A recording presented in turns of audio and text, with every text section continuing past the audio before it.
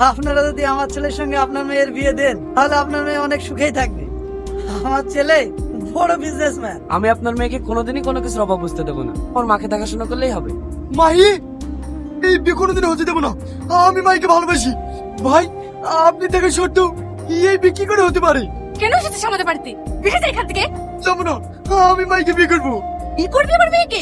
মদ খোর মাতাল, সারাদিন গাঁজা খেয়ে বেড়ায়। বেরিয়ে যা আমার বাড়ি থেকে। আমি মদ কেসে খাই?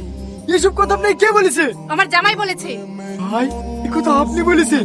আমাকে যদি আপনার পছন্দই না হতো তাহলে আপনি আমাকে আগে বলে দিতে পারতেন। তুমি তো উপদের কি দরকার ছিল? দরকার ছিল তো আমি প্রথম থেকে ঘৃণা করতাম। তোর সঙ্গে মায়ের কোনোদিন বিয়ে দেবো না। তাই বা দেবো?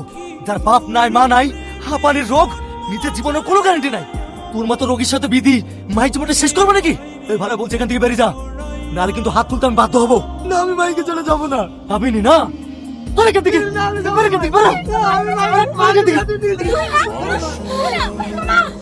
এটা কি হলো তোমার? তুমি এরকম করছো কেন? তুমি না কি চাও না?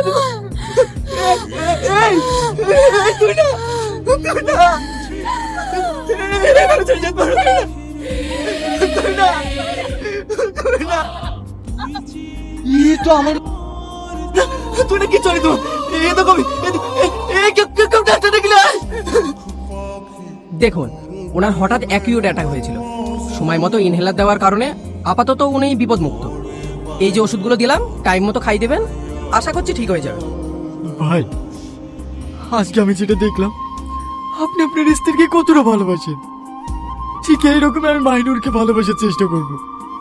হয়তো তাকে ভালো পোশাক আশাক কিনে দিতে পারবো না, কিন্তু তাকে খাওয়ার অভাব কোনোদিন বুঝতে দেবো না। আর আমি যতদিন বাঁচবো ওকে সবসময় হাসি খুশি রাখবো। আমার মনে হয় ভাই।